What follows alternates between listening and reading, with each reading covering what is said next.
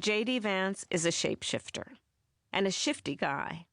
He understood that his default meanness wouldn't play against Tim Walz's sunny disposition. When Tim fell for it and started nodding and smiling at JD's fake bipartisanship, I moaned to Doug, "What is happening?" I told the television screen, "You're not there to make friends with the guy who is attacking your running mate." Who you helped pick. Here to react, Stephen Miller, White House Deputy Chief of Staff. Stephen, you know, we always have you on for these really serious issues, but you had to endure these 107 days along with all of us out there in the regular world.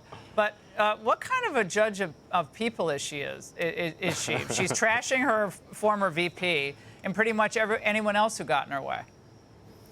Yes, well, I think the most important point is that Kamala's biggest advantage as a candidate was the fact that she was put late into the race, because it allowed the media to build this huge psyop to portray her as being bright and intelligent and gifted and talented.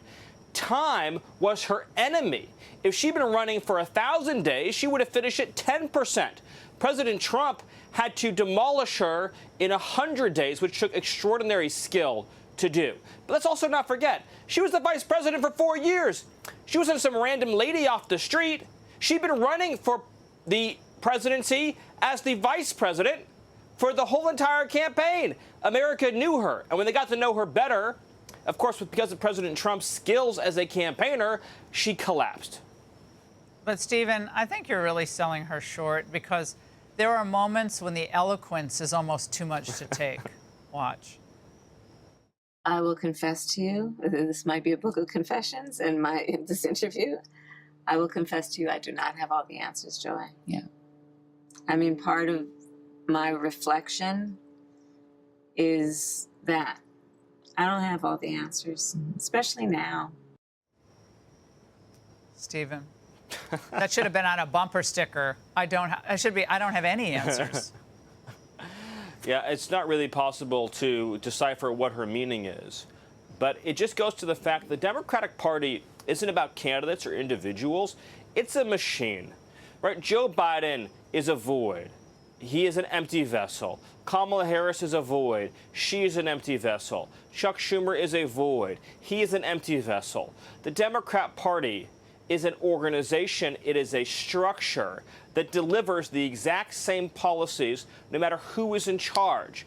Open borders, violent crime, domestic terrorism, high taxes, socialism, and unilateral economic surrender around the globe. That's what the Democratic Party is. And they choose nominees like Biden and like Harris. By the way, President Trump's the first candidate in history to beat 2 general election candidates in one race, because they know that if they get elected, the donors will control them, the media will control them, the special interests will control them, the bureaucracy will control them. Stephen, I want to move on to this news that the DOJ is considering indicting former FBI Director James Comey for allegedly lying to Congress. Your reaction tonight?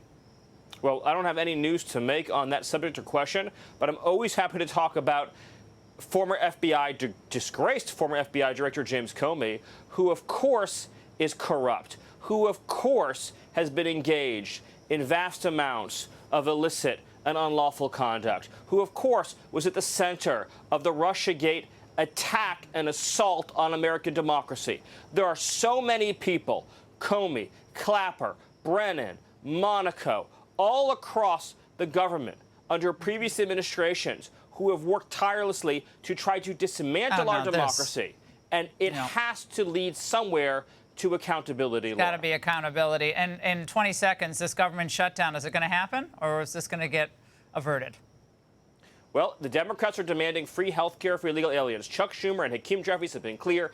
They will not fund law enforcement. They will not fund the military. They will not fund public safety. They will not fund the operations of the federal government that your tax dollars pay for unless they get free health care for illegal aliens. That is the biggest losing message and the biggest losing argument in American history. We will see if there's enough Democrat senators who are dumb enough to follow Chuck Schumer off the edge of that cliff.